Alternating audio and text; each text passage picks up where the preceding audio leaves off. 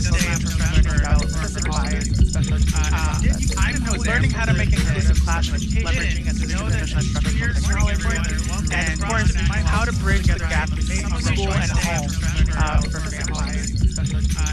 I can't do this work alone. And really, this whole Beyond Access Forum is about inclusion. And of course, you can't do inclusion without friends from the digital inclusion group. So let's call in Laura and Lisa. And really, this whole Beyond Access Forum is about inclusion. And of course, you can't do inclusion without hi, Laura from the digital inclusion group. So let's call in Laura and Lisa. Hey there, Jose. This whole Beyond Access Forum is about inclusion. I'm trying to call Lisa and see if she'll answer. There she is. Laura from the digital inclusion. Hi there, I'm Lisa Nielsen from DIIT, and gosh, we have come a long way since our 2020 Beyond Access Election Day Forum.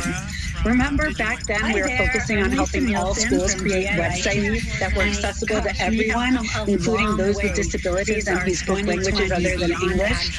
And we had sessions at the summit and throughout the year to help you do just that. Schools create websites that were accessible to everyone, including those with disabilities and who spoke languages other than English.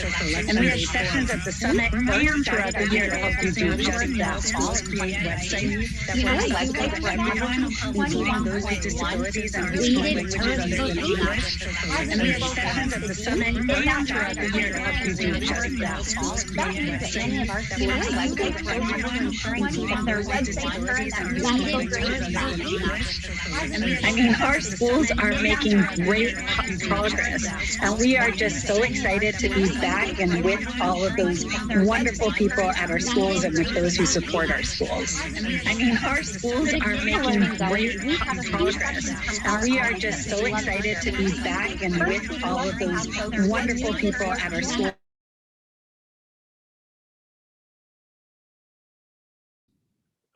Guys?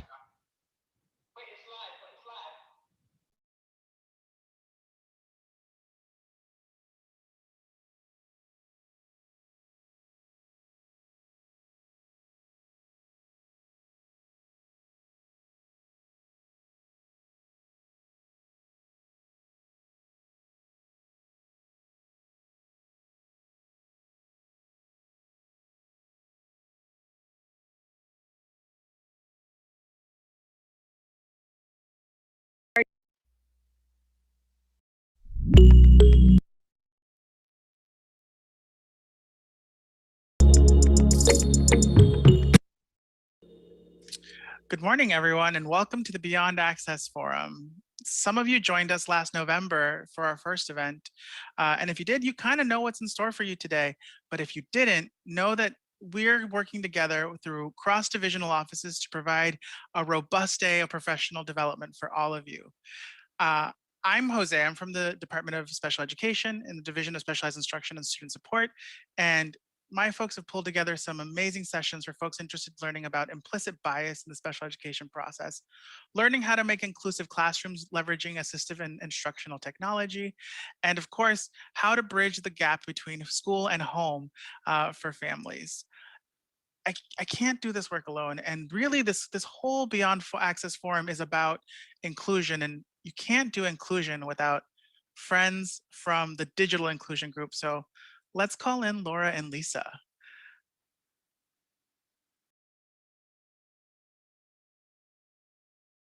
Hi, Laura.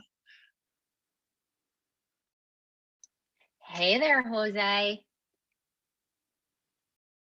I'm trying to call Lisa in, see if she'll answer. There she is. Hi there, I'm Lisa Nielsen from DIIT, and gosh, we have come a long way since our 2020 Beyond Access Election Day Forum. Remember back then we were focusing on helping all schools create websites that were accessible to everyone, including those with disabilities and who spoke languages other than English. And we had sessions at the summit and throughout the year to help you do just that. You know, I do remember that, and I can see that our schools have really done such an amazing job with the sessions that we offered. When we first started our digital accessibility work in the fall of 2019, school websites were averaging 21.1 weighted errors per page. As of April 7th, the DOE is at 9.9 weighted errors per page. That means that many of our schools are moving closer to ensuring that their websites earn that magical grade of 5. I mean, our schools are making great progress, and we are just so excited to be back and with all of those wonderful people at our schools and with those who support our schools. So to keep the learning going, we have a few sessions from our office that we'd love to share with you. First, we'd love to have folks who are new to this work join our Intro to Digital Accessibility. This is great if you're just starting out. We'll explain why accessibility is important and what the basic elements of accessibility are. We then also partnered with some friends at Common Sense. This is a wonderful session to help you teach digital citizenship and empower your students to use technology safely and responsibly. And then our last offering from our office is our organization with your Google Drive. And this is a great session for those of you who feel like you need to organize your digital life because you've been spinning up all sorts of digital files and they're all over the place. Thank you for sharing what our sessions are going to be today. And we really hope to see many of you at those sessions. But if you can't make it, just remember our annual #NYC Schools Tech Summit. There, you'll find out all the kinds of things Laura talked about and many other sessions available to you. Just Google #NYC Schools Tech Summit. You'll find out all about it, and it's happening on Wednesday, July 28th. You know what, though, Lisa? I just started thinking, if we're trying to truly be inclusive, don't you think we need to partner with some of our other colleagues? Yes. I'm thinking we need to ask our friends over at the Office of Safety and Youth Development to join us. I agree. Let's get them in.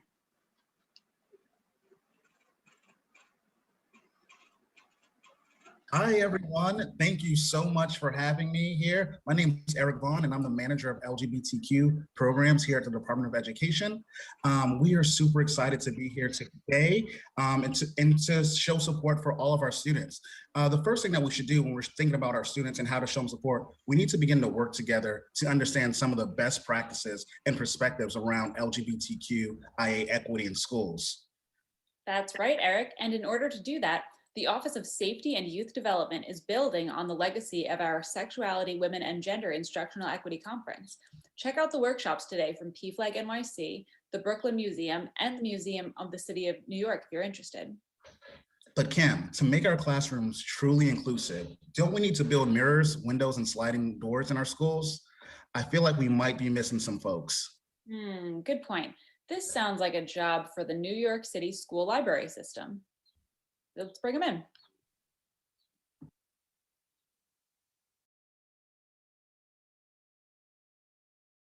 Hello, New York City, and welcome to our second Beyond Access Forum. So much has happened since November.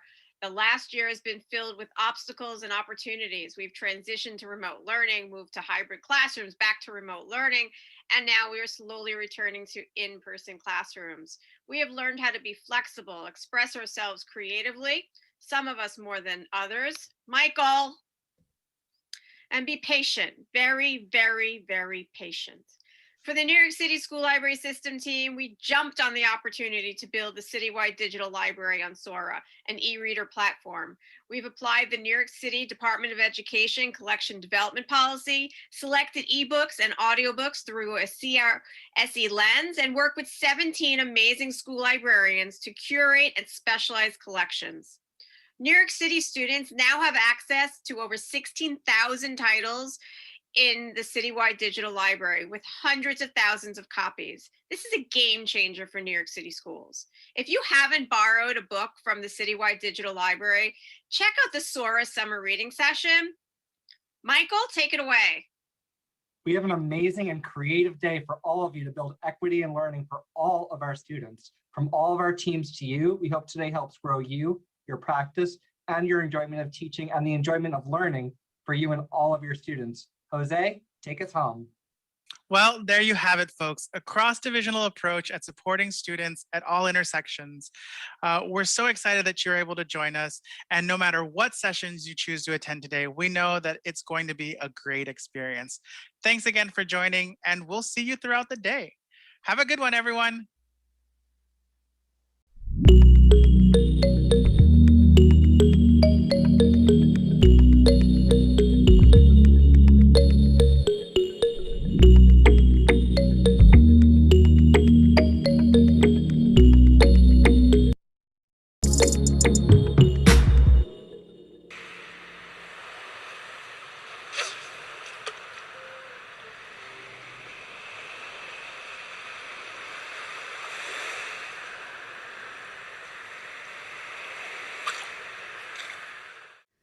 Gender dreaming for kids.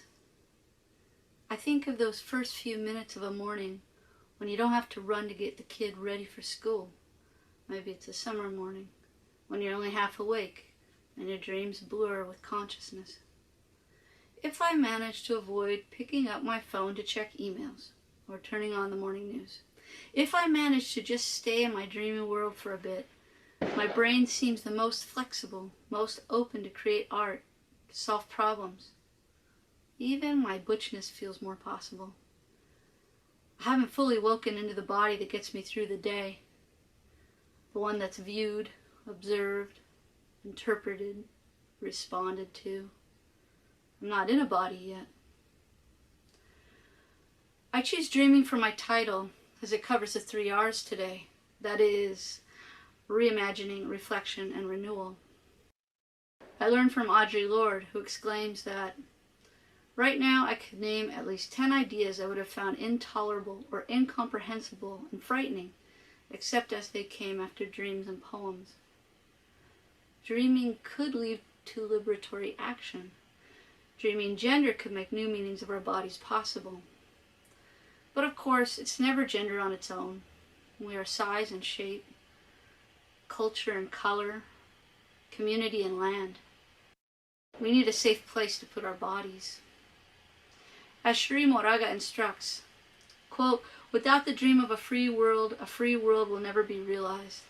Chicano lesbians and gay men do not merely seek inclusion into the Chicano nation, we seek a culture that can allow for the natural expression of our femaleness and maleness and our love without prejudice or punishment. In a queer Aslan, there would be no freaks, no others to point one's fingers at. Queer education scholar Lindsay Kavanaugh explores the potential of dreaming by queer activist educators to disrupt the classroom and to offer care to gender and sexual minorities. I wonder how we can support children and youth in dreaming more possibilities for gender. A few years ago, I did a study where I worked with about 600 kids, encouraging them to write or draw their gender. I did not tell them what gender was. They told me. Gender was a lot of kids saying they were ashamed of not doing it well enough. Gender extended beyond the physical body. Gender involved relationships, both loving and hateful. Gender was about policing and harassment, pain and rejection, family and friends, school and community. It was also about beauty and happiness and imagining more loving lands. I used creative writing and image prompts to guide them, but now I feel like the kids are guiding us. 15 years ago, while playing a video game with my little nephews, I was forced to make a decision, male or female avatar. I couldn't do it. I wanted to. It felt ridiculous. I didn't want to let them down, and yet I was frozen. Even though they were young and we'd never spoken about queerness or gender diversity, they quickly grasped my panic. Don't worry, Auntie. We'll make you a boy with long hair, so it's kind of in between for you, okay? Yeah, I answered, and we played. On that day, I learned that avatars can be deeply connected to identity. I learned that kids watch us and understand our genders implicitly. I learned that software design can either program more rigid gender rules than the real world or open more possibilities. I also learned that kids figure out ways to get around the system anyway. Or change the system on TikTok, YouTube, on drawing apps, through gaming, actively dreaming gender, designing their avatars. Games are like dreams, inhabiting a fantasy world partly controlled, partly personal freedom. We can ask students if they'd be willing to invite us into their game worlds, to offer their critical insights, their art, their language, non-binary, demi-girl, demi-guy, agender, bi-gender, pan-gender, gender fluid, gender gifted, trans, two-spirit. While homophobia and transphobia are still rampant, the kids are shaking up gender identity in a media movement like I've never seen before. I confess to having jumped onto the Animal Crossing bandwagon in the summer of 2020. I could have a boy name, short hair, glasses, my own home, and swim trunks. I could buy swim trunks at the store that I helped build. There's no boys section or girls section, no questioning stares. With a tap and a flash, I purchase them, put them on, and head out for a late night swim under the moonlight. I would say it made me at least as happy as the first pair I ever wore, the ones my friend lent to me when I was 11. Last COVID summer, I also spent a great deal of time daydreaming my life back then. My mind was inhabiting LA in 1984 for my new book, The Street Belongs to Us. I was more present in that world than if I had actually flown there and walked the streets. In my dreams, I found my mother and my grandmother, my best friend Wolf, and my distant brother. I watched them and listened to them. I asked new questions. Why did feeling like a boy seem natural to me, even while other kids taunted me? Why did I learn nothing of the Chicano movement when the biggest march happened only a few miles from where I grew up? Why did my friend Wolf wear army clothes every day? Why had I never met his parents? Why did my brother disappear into his room blasting heavy metal music? Why did my dad love me but couldn't follow the stories I told him? Why did my grandma warn us not to dig into the land? Why did she come to live more and more in her Mexican childhood as her Alzheimer's progressed? In this dreamland, Wolf offers me the possibility to live as whatever gender I wished. In this dreamland, my Nana tells her stories to me, treasures to decipher over a lifetime. When she'd put me to bed, even as an adult, she wanted me to sleep well, so I'd feel rested to face the next day. Sueña color de rosa, she'd advise. Dream the color pink. Thank you.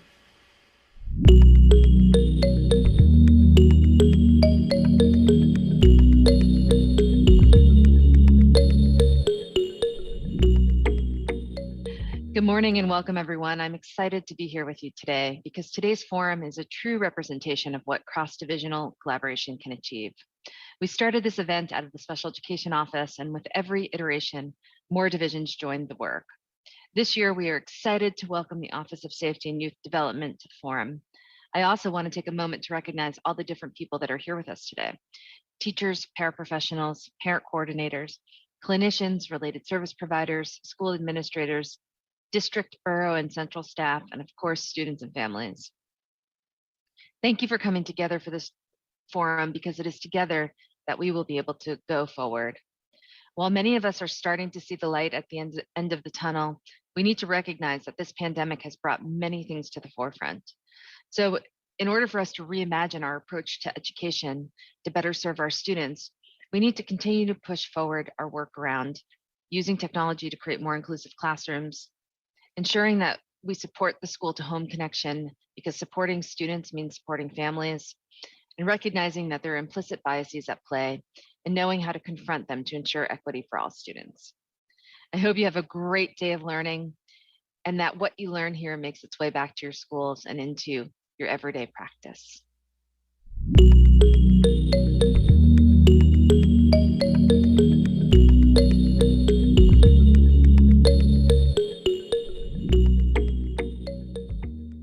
Hi all, welcome to the Beyond Access Forum. My name is Anurag Sharma. I'm the Chief Information Officer. I oversee the Division of Information and Instructional Technology. My team and my division is focused on providing the best-in-class technology for our students, our teachers, our school system, and our families.